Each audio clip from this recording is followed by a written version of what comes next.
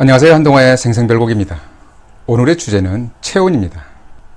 코로나19 감염병이 확산되면서 많은 사람들이 모이는 큰 건물의 입구에는 적외선 체열 측정기가 설치되어 있고 심지어 방문객 모두 일일이 체온을 측정하고 있습니다. 측정된 체온을 들여다보고 출입금지 여부를 판단합니다. 누구나 쉽게 오를 것 같은 열 같지도 않은 미열이 발목을 잡습니다. 정상적인 체온의 범위는 대략 37도씨 안팎입니다. 그러나 나이나 환경에 따라서 개인들 간의 평균 0.5도씨 정도 차이가 납니다. 어린 경우는 정상 체온이 상대적으로 높습니다. 신생아에서 만 2세까지는 38도씨까지도 정상 체온의 범주에 속합니다. 11세 이상의 나이에는 대략 37.5도씨까지가 정상 체온입니다. 측정 시간에 따라서 달라지기도 하는데요. 오후 4시에서 6시 사이에 가장 높습니다. 사람의 체온은 부위마다도 다릅니다. 전통적인 수은계를 이용한 경우 높은 순서대로면 직장 체온, 귀 체온, 구강 체온, 겨드랑이 체온 순서입니다. 직장은 중심 체온에 가깝기 때문에 가장 정확한 체온이라고 볼 수 있습니다. 이것을 보면 정상 체온도 37.5도씨가 넘는 경우가 있는 것 같습니다.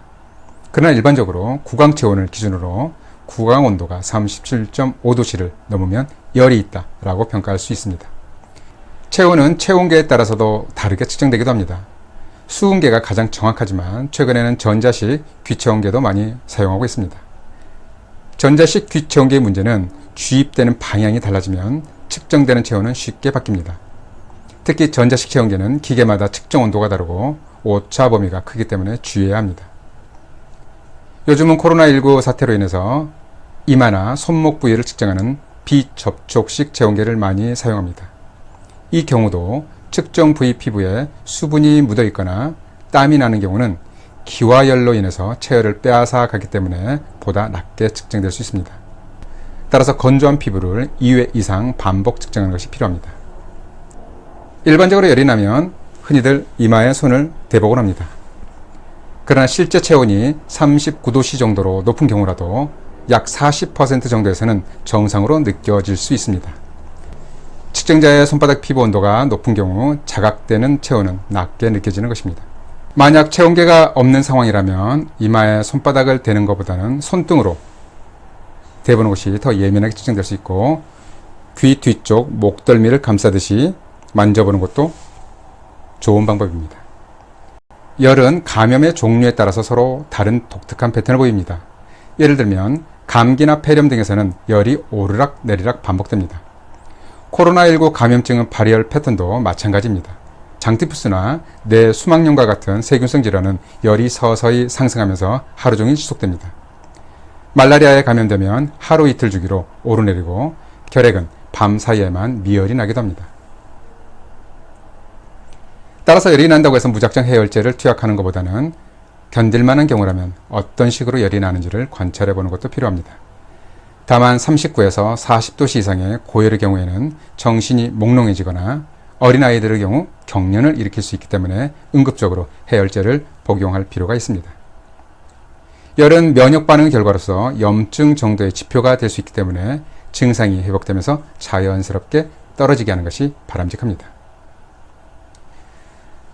앞서 말했듯이 감염성 질환의 경우 임상적으로 발열의 기준은 37.5도씨 이상입니다. 하지만 사실 37.5도씨 정도로 체온이 상승한다 할지라도 개인에 따라서는 전혀 열감을 느끼지 못할 수 있습니다. 그럼에도 불구하고 건강한 경우 일부를 제외하고는 체온이 37.5도씨 이상으로 상승하는 경우가 드물기 때문에 37.5도씨는 코로나19 감염증의 발열 기준이 된 것입니다. 필자도 진료 중에 간간히 환자분들의 체온을 측정해 봅니다. 다행스럽게도 최근 발열 증상을 보이는 환자들은 없었지만 만약 측정 체온이 37.5도씨를 넘었다면 어떻게 대처했을까요?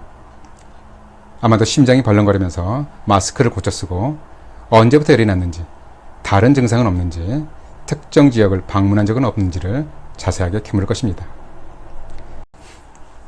최근 37.5도씨라는 체온은 코로나19 감염증의 주원글씨가 되어버렸습니다. 그리고 그 이유는 충분해 보입니다. 잘 들어보셨죠? 열이 나는 감염성 질환을 예방 잘하시고 건강에도 유의하시기 바랍니다. 그럼 오늘의 한동화의 생생별곡 마치겠습니다. 감사합니다.